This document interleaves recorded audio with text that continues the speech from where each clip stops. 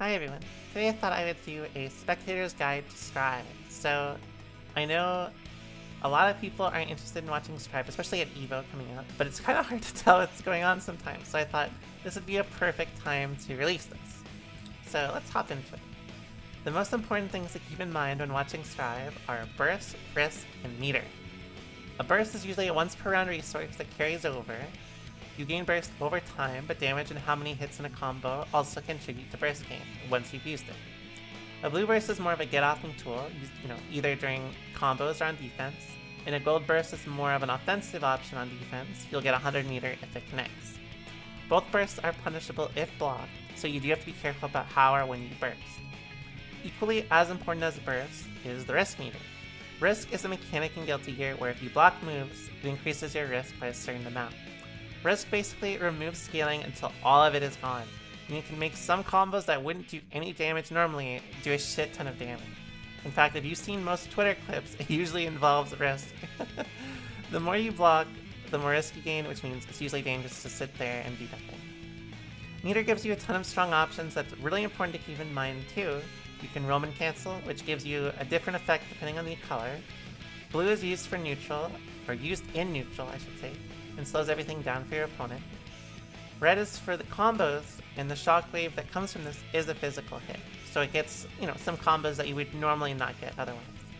Purple is for when you're in recovery of a move, and it can be used to pretty much make yourself safe in situations where you get punished otherwise. And finally, yellow is used on defense. If you RC well on block stun, your shockwave will make them block and you'll get to start your offense. If it's blocked, however, you'll get punished pretty hard. You can also use meter through FD, which is faultless defense. In exchange for meter on every blocked hit, you'll get extra pushback on attacks, and it'll prevent risk from increasing and prevent chip damage. Having meter for FD is pretty important versus a lot of characters. Alternatively, instant blocking is just as powerful on defense. If you time your block within 2 frames of their move connecting with you, you'll nullify pushback on the ground, or have no landing recovery if you instant block in the air. It'll enable a lot of throw punishes, but is very hard. So if you see someone do it, they're probably sick nasty with the game. There's a version with faultless defense that'll push them back a ton too. You can tell when they instant block because they'll flash fight momentarily, and they'll be just on the screen. Things like movement also depend per character, but everyone will gain meter for walking forward as well. You can see why meter is, all things considered, pretty valuable in Strive. The next important thing is the wall.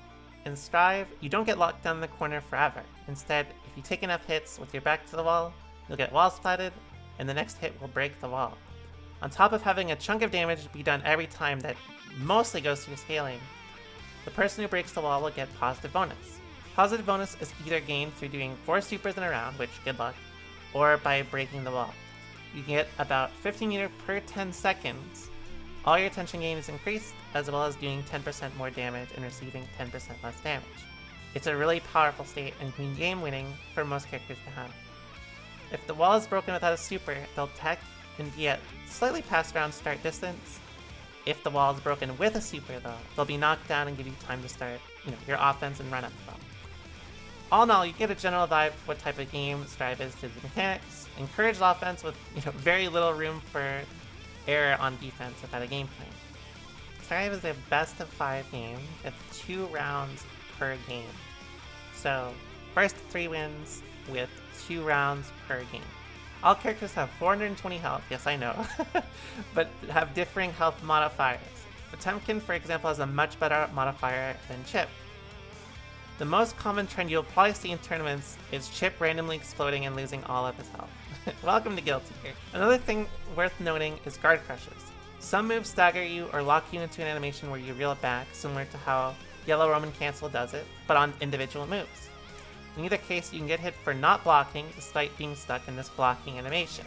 If this occurs, you'll see a purple hue on the hit counter instead of the standard color. Thanks a lot for watching, and I hope this helped you understand some of the more flashy stuff that, happens while watching Strive.